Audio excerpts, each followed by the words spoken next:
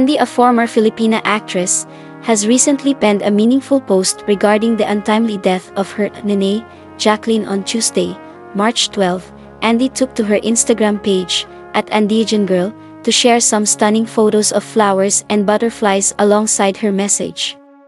She then penned a lengthy message dedicated to her nene and shared how she will always carry her memories and legacy with her. In her online post, Andy penned a wonderful thank you note to her mother, saying she will always feel and see her in all parts of her life. Higit pa sa sapat ang itinira mong pagmamahal para kami ay hindi mangulila. Habang buhay kong dadalhin ang iyong mga alaala. Maraming salamat sa iyong gabay, Nay. Sa kahit saang parte ng aking buhay parati kitang madarama. Parati kitang makikita. Ika'y nasa araw, sa ulan at sa hanging aking nilalasap.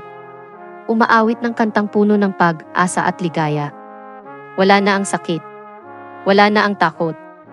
Matatanaw pa rin kita sa mga ulap at maririnig ang mga bulong ng iyong pagmamahal.